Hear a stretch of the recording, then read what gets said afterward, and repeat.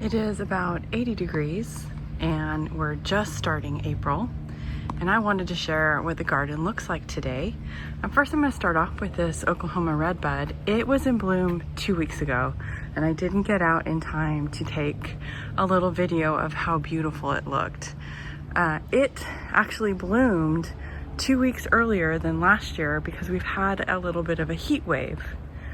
Also, here is the clematis I purchased last year at a big box store, and it is amazing. This purple flower is gorgeous. I have been really enjoying looking at this plant the last week or two as it started to bloom, and there's all these beautiful huge buds to bloom later. I did not get around to trimming this back this year, so it is a little more unwieldy than it should be. Look how big this is. It's almost the size of my thumb. I keep waiting for this to be false spring and for the temperature to drop, which I see in the forecast it's going to, but this is what it looks like right now. The Chinese pistache has dropped a bunch of its seeds, I guess, so the space in here doesn't look that great. The bearded iris is about to bloom over there. I'm in the process of taking out the lavender, and this is my At Last rose. It's looking really nice. I was surprised to see all the blooms. I think it has, I believe, what's called the hoopla beetle on it. All these little circles are them eating the petals, and I see a lot of aphids on the plant, so I need to go through and kind of clean them up. More damage from those beetles that eat the flowers. I didn't see any, but I can see their damage. The lyrical white salvia is coming out, and I have a bunch of the Purpurea echinacea coming out, and I noticed, and I don't know if this is what I'm seeing, I see a bunch of small leaves coming up around the space that look a lot like what the echinacea leaves look like. Like, I don't know if that one is one, but this looks like it. So I'm wondering if it went to seed in this area, and I'm going to have a ton more plants. If you remember, last year it was flopping and it was not looking that great, and I had planned on moving it, but I didn't get around to it. So I bought like these little frames that you can put down that help hold the blooms up so they don't flop as much. This is gladiolus blooming around, or coming up around here. It hasn't bloomed yet, and it usually looks really pretty. On the other side of the path is the sparkling amethyst superbina.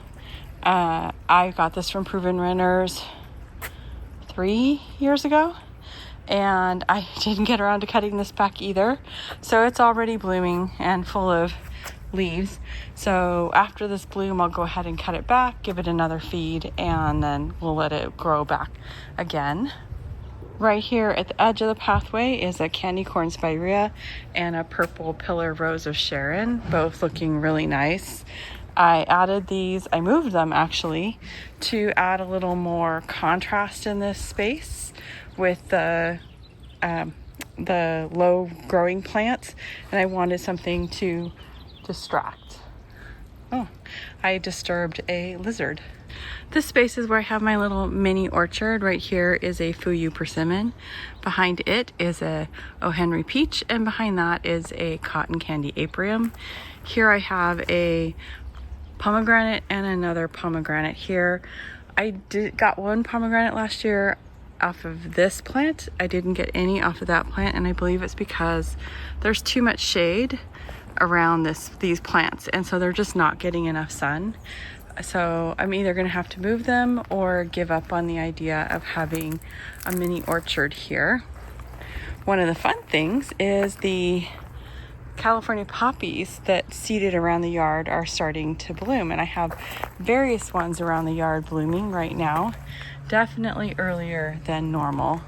The little wisps of green you're seeing down here under the Fuyu persimmon are foxglove plants. I had foxglove over here and it went to seed, and all throughout this area I now have little foxglove plants coming up. So this should be a beautiful show sometime in the near future. Behind the peach, I had a few more last year and they all went to seed as well. This part of the garden has most of the California poppies. All of this frilly foliage is California poppies. A couple are blooming here, but a large portion of them are still developing. Up in here, I have a ton of California poppies and some weeds hidden in there. The weeds hide among the poppies, usually. It's actually a really annoying weed. It has these little flowers that then kick off seeds when you grab it, and so they go flying everywhere. I've been trying to collect them for the last several weeks before the seed pouches are ready to burst. Here on the other side of the fountain, I planted more salvias. Here, I think this is blue marble salvia, and white swan echinacea is coming up in these spots. And I did plant some thyme, some blooming thyme as well, throughout the pathway, trying to create a living mulch. It did okay, but it didn't really take off as much as I'd hoped it would. Here on this side of the path, this is lemon balm. It is in the mint family, so it can be pretty invasive, and you have to kind of stay on top of cleaning it up. I do have it in large clumps around the yard. Here's some, when it goes to seed, it just shows up everywhere. So I usually just go around the garden trying to pick out.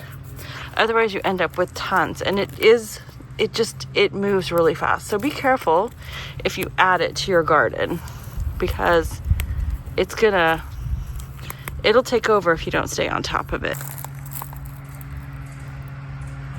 Right here next to a patch of the lemon balm is a Shasta daisy, and across the path I planted more Shasta daisies, but they usually run behind. They don't get as much sun. I had moved them from out of the sun because they were burning a couple years ago, but I don't think this is the right place for them either.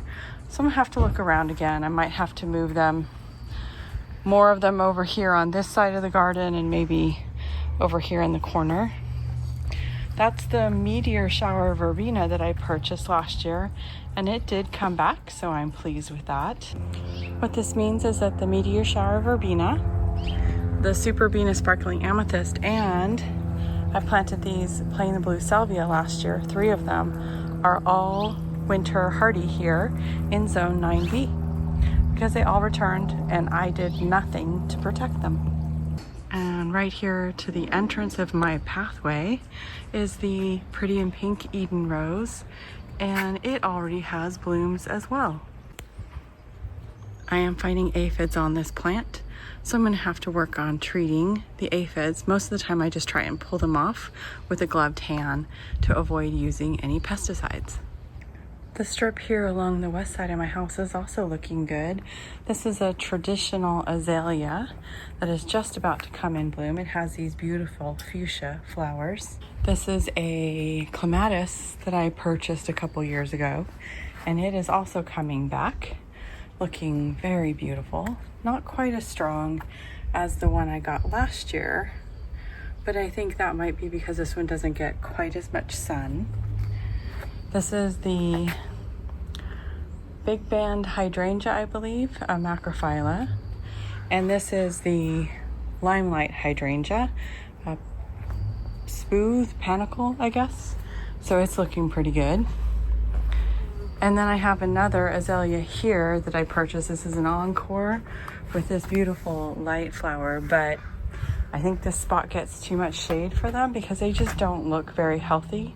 So I think they need to move at some point. I need to figure out the best time to move them.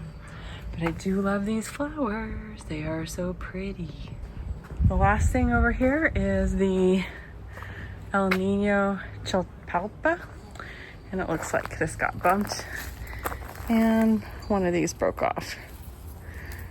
Side note, as I was just trying to remove some of the aphids, I spotted ladybug larvae. At least I think that's what that is. So the beneficial insects are in this garden. So I didn't remove a ton of it because I wanted to provide a food source for the ladybugs so that they stay in my garden. Just a quick overview of what's happening in my garden right now. Just some little things blooming and starting to come out of dormancy. And I am excited to see how the season progresses. Thank you for joining me for my garden journey.